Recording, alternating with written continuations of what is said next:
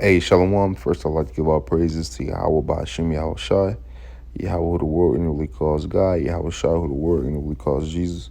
I want to give a double honor to the apostles of Great Millstone who has taught me this truth. I want to give a peace and blessings to the Akim across the four corners of the earth who preach this truth and risk their life to do so. I want to say, call Allah Yahweh Ba'Shem Yahweh Shai Ba'Shem Makakwadash, Lord willing videos edifying to you, Akim.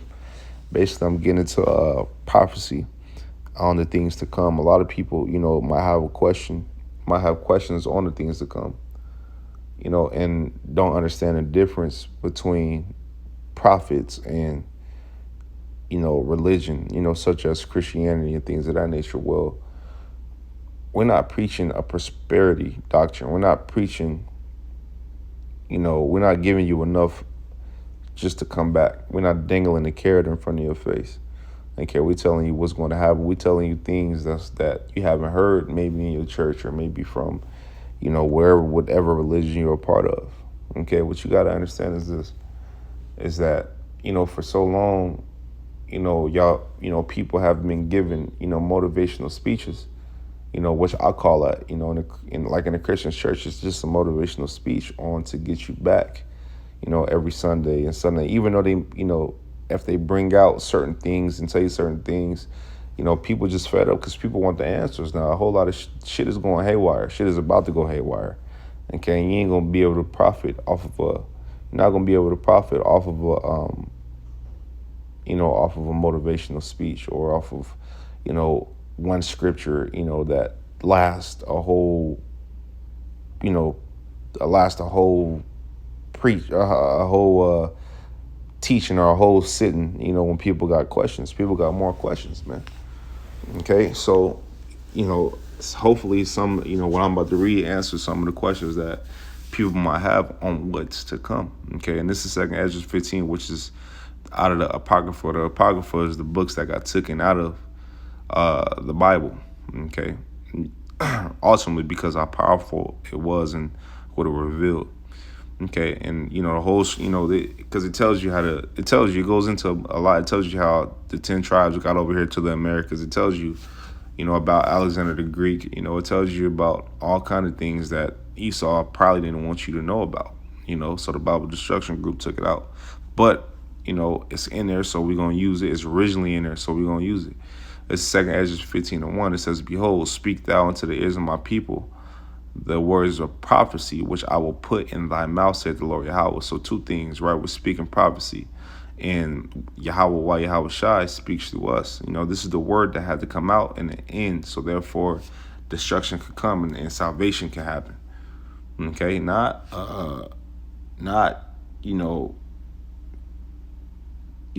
get not to pump your spirit up for a couple of days so you can come back. This is not what we're doing, man. We're telling you the truth, the cold truth, and nothing but the truth.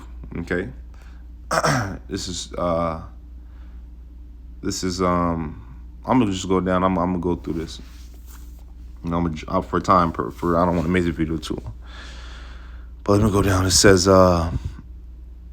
this is Second Ezra 15 and 4. It says, "For all unfaithfulness shall die in their unfaithfulness. Behold, saith the Lord, I will bring plagues upon the world, the sword, famine, death, and destruction." So, I'm not telling, like I be having conversations sometimes, and, people don't really understand. People think that this place is going to go on for, another 100 years or another 50 years. Or it's not, if you'll never be able to learn with that mindset. You'll never be able to believe in or think about or wonder about or have any, significant questions or edifying questions about prophecy if you have faith in this place. Now, don't get me wrong.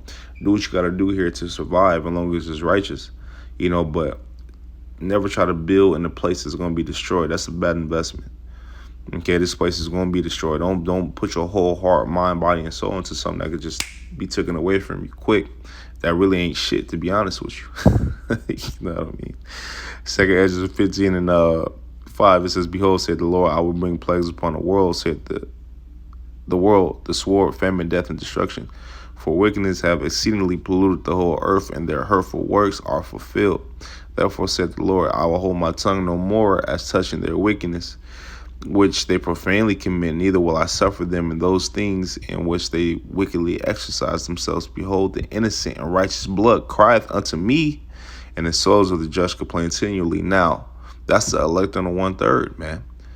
Because with receiving the truth, you understand the bullshit that you got to go through. You understand the bullshit that's been put in front of our face, man. When you understand truth, it's hard not to cry. It's hard not to cry unto the Lord, man. It's hard not to complain, man. It's hard. It's hard not to. It says, because I really let me just keep reading, man. This is 2 Ezra 15:10. It says, behold, my people is led as a flock to the slaughter. I will not suffer them now to dwell in the land of Egypt.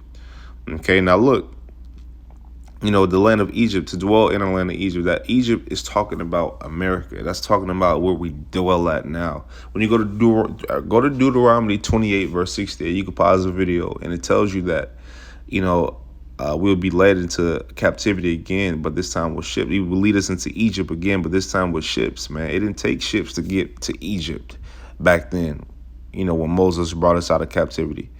It didn't take no ships to get out of Egypt. When Moses brought us out of captivity, man, it did not. Okay. But in this captivity, it took us ships to get here, man. And this was the worst captivity ever, but it's also the last captivity ever. Okay. It says, but I will bring them with a mighty hand and stretched out arm and smite Egypt with plagues as before, and will destroy all the land thereof. So why build? Why do you continue to have a question of, oh, what's next? What's this? What's next? Several people have that question. What's next? What's this? The reason why you want to know what's next is because you truly don't believe in you don't believe in prophecy. You don't believe in Yahweh, Yahweh Shai. You don't, because if you did, you wouldn't have that question. You wouldn't be wondering what the hell is next. Well, this is next. Destruction is next. And after destruction, the mountain of Yahweh, Yahweh Shai is going to be set up, in the righteous men that are prophesying, right now and doing this work to the best of our ability are going to be set up, being joint heirs with Yahweh Shai. Okay? It says, but I will bring them with a mighty hand and stretched out arm and smite Egypt with plagues as before, and will destroy all the land thereof. Egypt shall mourn, and the foundations of it shall be smitten with the plague and punishment that the Most High Yahweh shall bring upon it.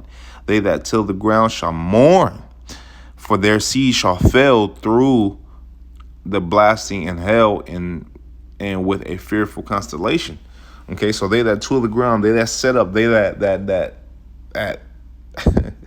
that prosper or try to prosper in this land that's not going to prosper forever is going to mourn, man. This is 14. It says, woe to the world and them that dwell therein.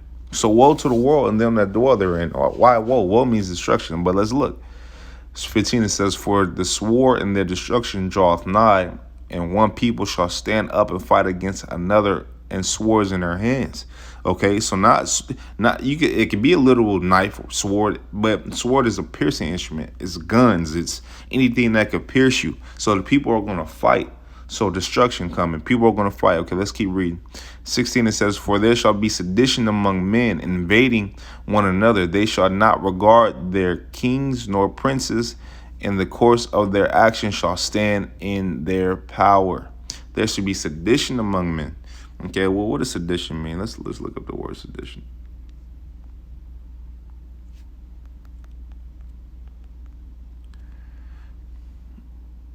Conduct or speech and enticing people to rebel against the authority of a state or monarch. So it sounds like, martial law to me. Okay, it says, for there shall be sedition among men, invading one another. They shall not regard their kings nor princes, and the course of their actions shall stand in their power. A man shall desire to go into a city and should not be able to, and should not be able, for because of their pride, the city shall be destroyed. The cities shall be destroyed. It's like the city shall be troubled. The houses shall be destroyed, and men shall be afraid. Now let's hold that thought real quick, and let's see what kind of afraid that the scriptures is talking about. Because even the righteous should scarcely be saved, right? This is Jeremiah 30:6. It says, ask ye now, and see whether a man doth travail with child. Wherefore do I see every man with his hands on his loins?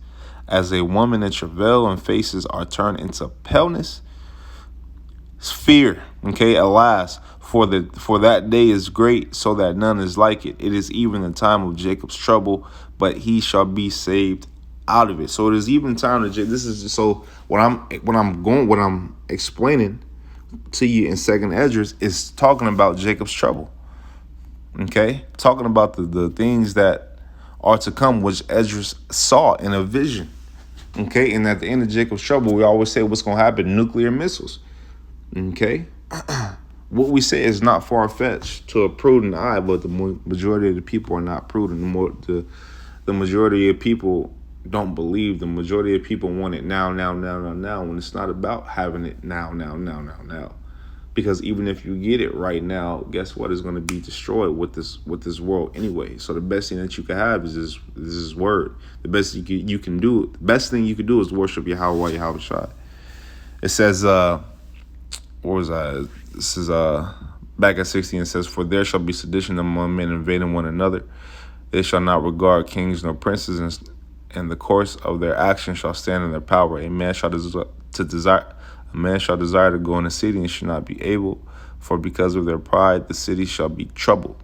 The houses shall be destroyed, men shall be afraid, and man shall have no pity upon his neighbor, but shall destroy their houses with the sword and spoil their goods because of the lack of bread and for great tribulation." So it's not about setting up, build. It's not about setting up. It's not about trying to escape the things that come, because the only thing you can't escape it on your own will. The only way you could escape it is by having the spirit, the hedge of Yahweh Shai over you. That's the only way.